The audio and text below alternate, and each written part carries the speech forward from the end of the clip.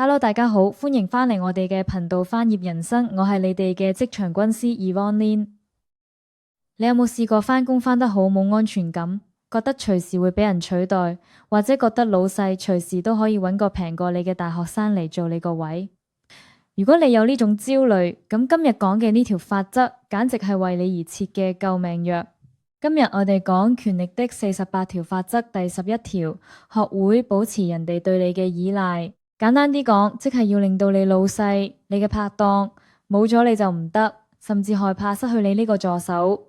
只要做到呢一點，你就擁有真正嘅自由同權力。聽落係咪好吸引？即刻同大家拆解下。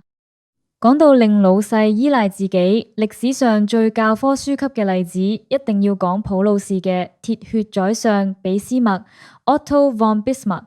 當年俾斯麥服侍嘅君主係威廉一世。講真啊，威廉一世其實唔係一個好有主見或者好強勢嘅國王，佢係一個保守派。面對當時動盪嘅歐洲局勢，佢經常騰雞，唔知點算好。而俾斯麥呢，就完全相反，佢強勢、聰明、有謀略，亦都非常有野心。俾斯麥好清楚，如果要令自己嘅權力穩如泰山，佢唔能夠單單做一個聽話嘅臣子，佢要令國王覺得冇咗俾斯麥，個國家就會垮台。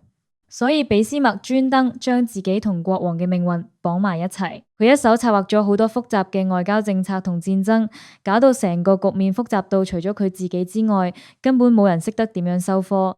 每當威廉一世想反對俾斯麥嘅意見，或者想削減佢權力嘅時候，俾斯麥就會出絕招，佢會直接遞信辭職，話陛下，既然你唔信我，我走咯，你自己搞掂佢啦。每一次威廉一世都會嚇到鼻哥窿都冇肉，因為佢知道自己根本處理唔到嗰啲爛攤子，甚至驚到喊住咁求俾斯麥留低，話如果你走咗，其他人就會對我不利嘅。結果係點？俾斯麥做咗幾十年宰相，實際上佢先係真正揸 fit 嗰個，國王反而要睇佢面色做人。呢個就係第11條法則嘅極致，令到掌權者對你產生絕對嘅依賴，你就可以反過來控制掌權者。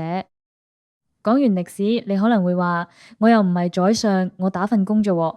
其實呢個道理喺現代 office 一樣通用，甚至更殘酷。舉個好常見嘅例子。假設公司有個做 sales 嘅同事叫阿威，阿威望落普普通通，唔係特別擦鞋，開會又唔多出聲，但係阿威喺公司地位極高，連老細都要讓佢3分。點解？因為阿威手上面揸住公司最大嗰幾個客。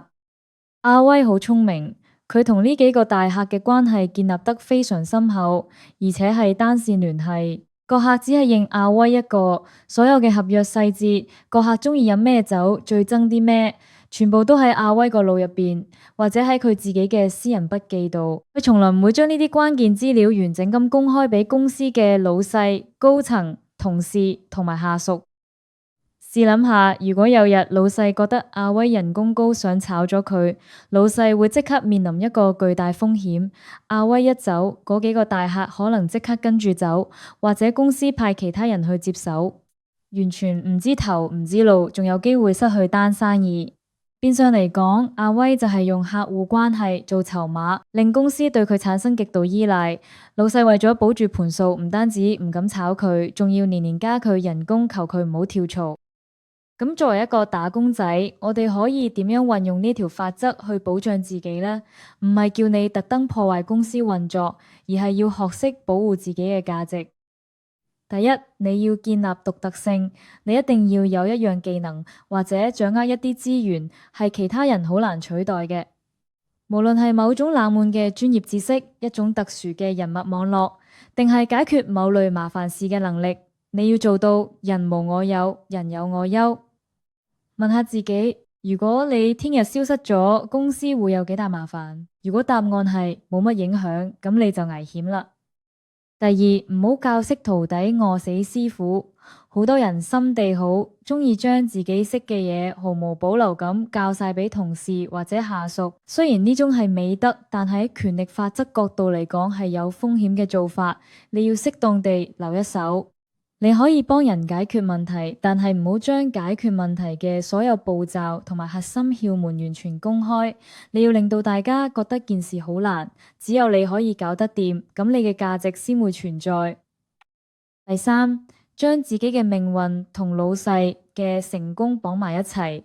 你要主動去承擔嗰啲老細最頭痕、最重視嘅項目。當你成為咗能夠幫老細解決最大痛點嘅嗰個人，佢嘅業績同前途都係靠你撐住嘅時候，佢就自然離唔開你。記住，真正嘅獨立唔係話你可以隨時走人，而係令到人哋唔捨得，亦唔敢俾你走。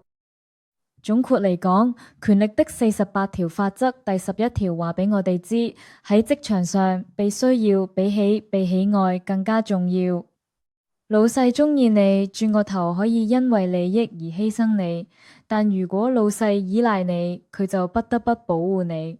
你要做嘅唔係去做一粒隨時可以被替換嘅螺絲，而係要做嗰條控制住成部機器運作嘅核心鎖匙，保持神秘感，保持不可替代性，你就係職場嘅大贏家。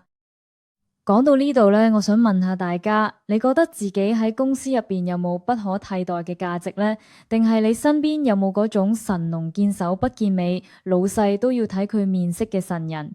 歡迎喺下邊留言區同我哋分享你嘅經驗。如果你覺得今日呢條片令你叮一聲，學識咗點樣保住個飯碗，記得要撳個 like，訂閱我哋頻道，撳埋個鐘仔，share 埋俾你嗰個成日驚俾人炒嘅朋友睇。我哋下集見，拜拜。